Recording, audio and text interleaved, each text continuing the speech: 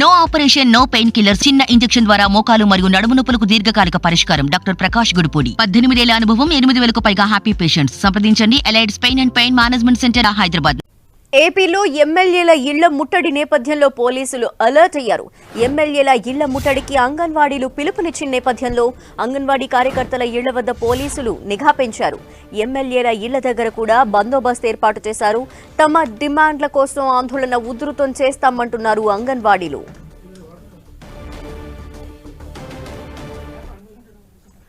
అంగన్వాడీల కార్యాచరణకు సంబంధించిన కంప్లీట్ డీటెయిల్స్ మా ప్రతినిధి విజయ్ చంద్రన్ అందిస్తారు లైవ్ లో. విజయ్ చంద్రన్, ఇప్పుడు ఏంటి పరిస్థితి? అంగన్వాడీలు ఎమ్మెల్యేల ఇళ్ల ముట్టడిస్తామన్నారు, మరి పోలీసులు ఏ విధంగా అలర్ట్ గా ఉన్నారు?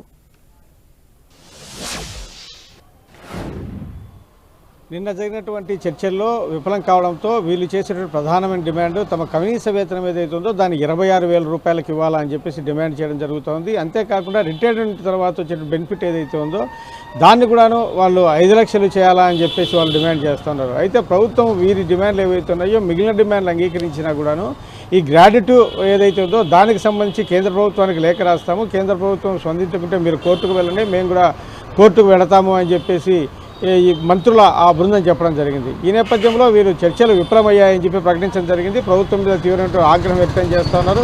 ఎమ్మెల్యేలకు సంబంధించిన ఇళ్లను ముట్టడి చేస్తాము ఈ రోజు అని చెప్పి ప్రకటించడం జరిగింది. అలాగే 3వ తేదీన కలెక్టరేట్ల ముట్టడికి పిలుపునివ్వడం జరిగింది. ఈరోజు 11:30 విజయవాడలోని అలంకార సెంటర్ వద్ద ఈ ముఖ్య నాయకులందరూ కూడాను సమావేశం కానున్నారు.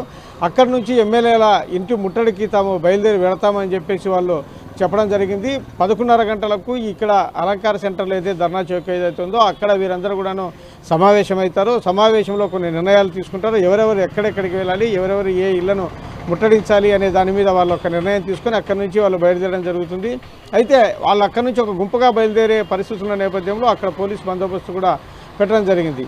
ఈ నేపథ్యంలో అక్కడ కొంత తొక్కిసలాట అయితే కనుక తోపులాట జరిగే అవకాశాలు ఉన్నాయి. దీంతో పోలీసులు కూడా అలర్ట్ కావడం జరిగింది.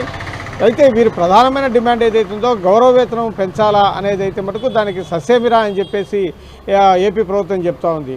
అయితే సంక్రాంతి వరకు వేచి చూడండి, అంటే ఈ నెల ఏవైతే కనుక బాలింతలకు అంటే జనవరి 1వ తేదీ నుంచి 5వ తేదీలోగా ఈ బాలింతలకు అయితేనేమి తర్వాత చిన్నపిల్లలకి ఇచ్చేటువంటి పౌష్టికాహారం ఏదైతే ఉందో దానికి ఇచ్చేందుకు ఎటువంటి ఆటంకాలు కలిగించకూడదు, ఇది మానవతా దృక్పథంతో మీరు సహకరించాలా అని చెప్పేసి మంత్రి బొత్స సత్యనారాయణ అంగన్వాడీ కార్యకర్తల నాయకులకు విజ్ఞప్తి చేయడం జరిగింది. లేకుంటే తమ ప్రత్యామ్నాయం చూసుకుంటాము, గ్రామ వాలంటీర్లు, సచివాలయ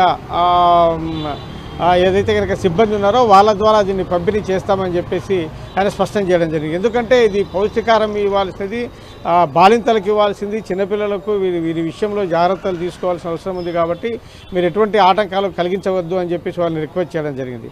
అయితే వారు మటుకు ఖచ్చితంగా తమ డిమాండ్లు సాధించే వరకు తమ ఆందోళన కొనసాగిస్తామని చెప్తా ఉన్నారు. అంగన్వాడీ అంగన్వాడీకి సంబంధించిన కేంద్రాలు ఏదైతే ఉన్నాయో ఆ కేంద్రాలకు తలుపులు తీసి తలుపులు తాళాలు బద్దలు కొట్టి లోపలికి వెళ్ళి ఈ గ్రామ సచివాలయానికి సంబంధించినటువంటి సిబ్బంది ఏదైతే కనుక గతంలో చేసినటువంటి కార్యక్రమం ఏదైతే ఉందో దాని మీద తీవ్రమైన ఆగ్రహం వ్యక్తం చేస్తున్నారు. మాకు సంబంధించినటువంటి ఈ అంగన్వాడీ కేంద్రాల వద్ద మీరు ఈ విధంగా ఎలా తాళాలు తీస్తారని చెప్పేసి, ఎందుకంటే దానికి సంబంధించిన సరంజామా దాంట్లోనే ఉంటుంది కాబట్టి ప్రభుత్వానికి తప్పనిసరైన పరిస్థితి, అప్పుడు కూడా ఉద్రిక్త పరిస్థితులు నెలకొనే పరిస్థితి ఉంటుందని చెప్పొచ్చు. ప్రధానంగా ఎవరెవరు ఇళ్లను ముట్టడించే అవకాశాలు కనిపిస్తున్నాయి? ఇప్పుడు ధర్నా చౌక్ దగ్గర పరిస్థితి ఏంటి? పోలీసులు అక్కడే వారిని నిలవరించేందుకు ఏమైనా ప్రయత్నించే అవకాశాలు ఉన్నాయా?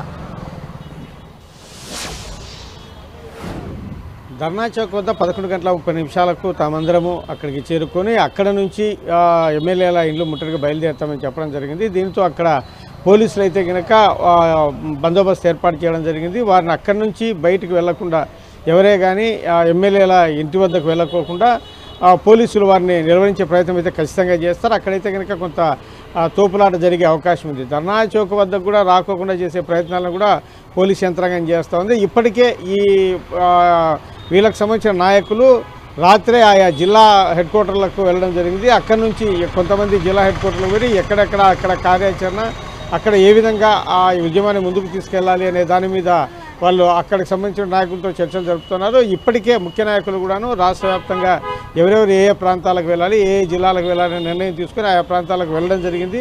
ఇక్కడ లీడ్ చేసే నాయకులందరూ కూడాను ధర్నా చౌక్ వెళ్ళి అక్కడ నుంచి తమ కార్యాచరణతో ముందుకు వెళ్తారు. Okay, thank you Vijay Chandran.